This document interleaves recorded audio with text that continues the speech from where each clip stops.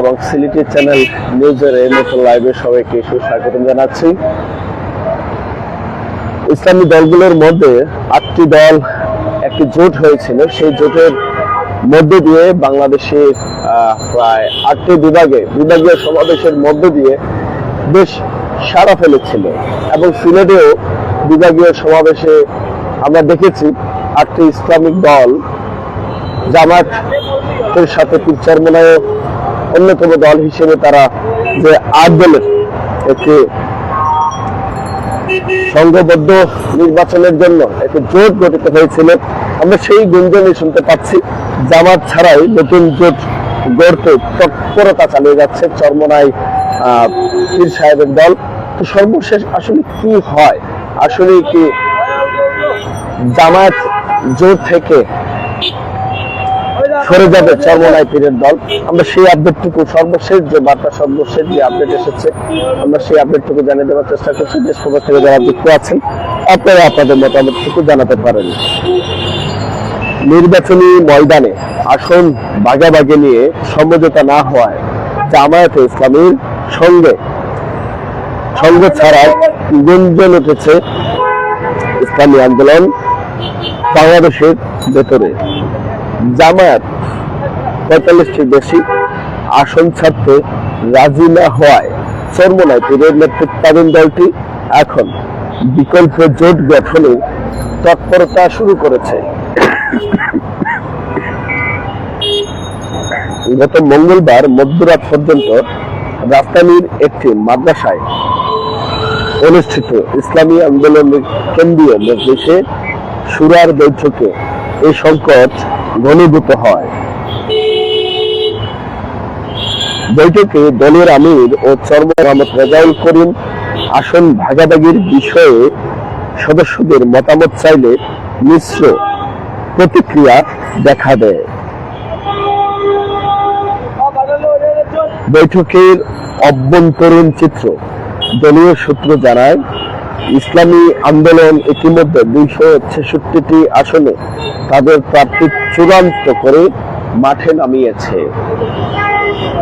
শুরার অধিকাংশ 1 বছরেরও বেশি সময় ধরে প্রার্থীরা মাঠে কাজ করছেন। এমত অবস্থায় মাত্র 45টি আসন গ্রহণ করলে কর্মীদের মধ্যে তীব্র ক্ষোভ সৃষ্টি হবে। তারা অন্তত 70টি আসনে পক্ষে মত দেন। বৈঠকে উপস্থিত কয়েকজন সদস্য অভিযোগ করেন যে জামায়াত চরমনায় পীরকে অবমূল্যায়ন করছে এবং নবগঠিত এনসিপিকে বেশি গুরুত্ব দিচ্ছে। এই পরিস্থিতিতে জোটেরা থেকে এককভাবে নির্বাচন করার প্রস্তাবও আসে। তবে একটি পক্ষ এখনই জোট ছাড়ার বিপক্ষে মত দিয়েছেন। উদ্ভূত পরিস্থিতিতে দলের আমির সিদ্ধান্ত নিয়েছেন যে আসন সমঝোতা চূড়ান্ত না হওয়া পর্যন্ত জামায়াতের কোনো যৌথ সংবাদ সম্মেলনে তারা অংশ নেবেন না। বিকল্প জোটের সম্ভাবনা ইসলামী আন্দোলনের মুখপাত্র গাজী আতাউর রহমান বিকল্প জোটের আভাস দিয়ে জানিয়েছেন, মনোনয়নপত্র প্রত্যাহারের আগেই সব বিষয় স্পষ্ট হবে। সূত্র মতে জামায়াতের সঙ্গে শেষ পর্যন্ত গলিবেলা না হলে বাংলাদেশ খেলাফত মজলিস, মাওলানা বাসিত আজাদের খেলাফত মজলিস, নেজামে ইসলাম পার্টি এবং খেলাফত আন্দোলনকে নিয়ে চরমনায় পীরের নেতৃত্বে একটি মোর্চা গঠিত হতে পারে।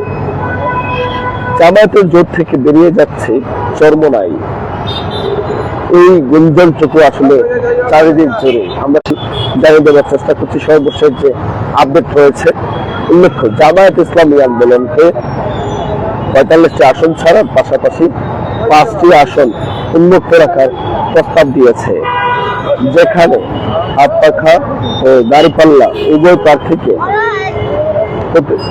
প্রতীকের প্রার্থী থাকবে, কিন্তু এক সময়ে 150 আসন দাবি করা ইসলামী আন্দোলন এখন কমপক্ষে 65 থেকে 70টি আসনের দাবিতে অনড় রয়েছে। আগামী পদক্ষেপ দলের সর্বোচ্চ নীতি নির্ধারণী পরিষদ মজলিসে আমেলার বৈঠকে চূড়ান্ত সিদ্ধান্ত নেওয়ার কথা থাকলেও গতকালের বৈঠকটি কোনো সিদ্ধান্ত ছাড়াই শেষ হয়েছে।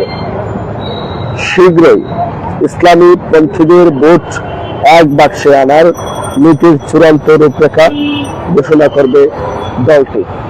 দর্শক, আপনারা কি ভাবছেন এই বিষয়টুকু নিয়ে, এই আপডেটটুকু নিয়ে অবশ্যই কমেন্ট বক্সে কমেন্ট করে জানাতে পারেন। পাশাপাশি আপনারা আমাদের লাইভটিকে শেয়ার দিয়ে অন্যদেরকে দেখার সুযোগ করে দিবেন। এই সংবাদের সাথে আপনারা সিলেট নগরীর চুয়াট্টা মুহূর্তে সর্বশেষ চিত্রটুকু দেখতে পাচ্ছেন। আমরা আরেকটি আপডেট জানিয়ে দেব। আজ দুপুরে একটি আপডেট এসেছে জামায়াতের আমিরের পক্ষ থেকে।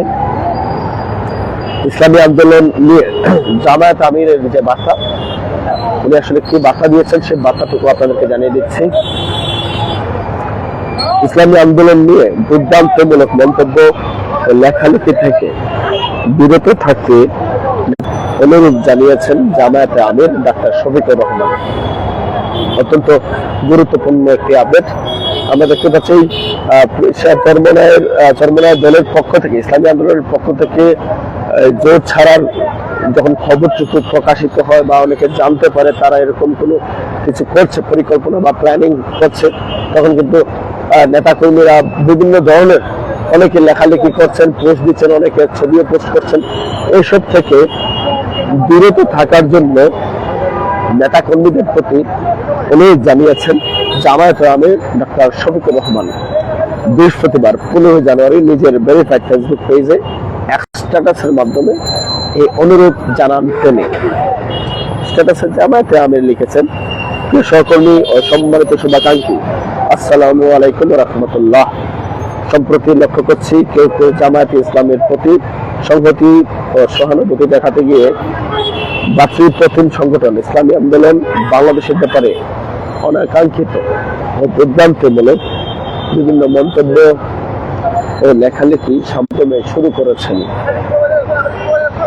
আপনাদের প্রতি সবিনয় অনুরোধ রাখতে চাই, সত্যিই যদি আপনারা জামায়াতে ইসলামীকে ভালোবাসেন তাহলে অনাকাঙ্ক্ষিত এই ধরনের সকল কাজ থেকে অবশ্যই বিরত থাকবেন। ধন্যবাদ সবাইকে। এর আগে গতকাল এক পোস্টে তিনি বলেন, প্রিয় সহকর্মীর জন্য বৈঠক এবং কুরবানির শিবিরে প্রিয় সংগঠন ও জাতি মহান আল্লাহ তাআলার একান্ত মেহেরবানিতে এই পর্যায়ে এসে দাঁড়িয়েছি। সময়টা জাতীয় জীবনের জন্য একটি গুরুত্বপূর্ণ একটি ঝাঁক। এই সময়ে সকলকে সর্বোচ্চ প্রজ্ঞা ও ধৈর্যের পরিচয় দিতে হবে, দায়িত্বশীল আচরণ করতে হবে, কারো ব্যাপারেই কোনো ধরনের বিরূপ আচরণ করা থেকে বিরত থাকতে হবে। তিনি আরো লেখেন, আমাদের উদ্দেশ্য একমাত্র আল্লাহ তাআলার সন্তুষ্টি অর্জন। আশা করি আমরা সবাই সর্বোচ্চ দায়িত্বশীলতার পরিচয় দেব ইনশাল্লাহ। এই ছিল সর্বশেষ বিষয় নিয়ে আপডেট। জামায়াতে ইসলামী এবং ইসলামী আন্দোলনের যে আপডেটগুলো ছিল আমরা জানিয়ে দেওয়ার চেষ্টা করছিলাম।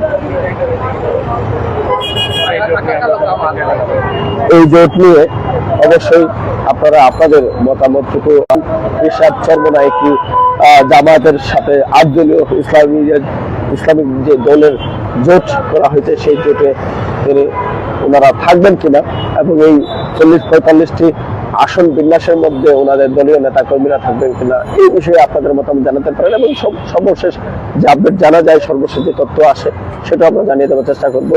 এর পাশাপাশি দেখছেন সিলেট নগরী ব্যানার ফেস্টিভ্যাল ছেড়ে গেছে। 22 জানুয়ারি সকাল 10টায় আলিয়া মাদ্রাসা মাঠে আসবেন তারেক রহমান, বিএনপির চেয়ারম্যান, এবং সেই উপলক্ষে সিলেটে একটি উৎসবের আমেজ কিন্তু বিরাজ করছে। আমরা দেখতে পাচ্ছি ব্যানার ফেস্টুন পোস্টারে ছেয়ে গেছে পুরো নগরী। চুয়াট্টা পয়েন্টও কিন্তু তার ব্যতিক্রম নয়। যাই হোক, এই ছিল সর্বশেষ আপডেট এবং সিলেট নগরের চিত্র। সবাই ভালো থাকবেন, সুস্থ থাকবেন। ইনশাআল্লাহ পরবর্তী আপডেট আমরা আপনাদেরকে লাইভের মাধ্যমে তথ্যগুলো জানিয়ে দেওয়ার চেষ্টা করবো। আল্লাহ হাফেজ, আমাদের সাথে থাকবেন।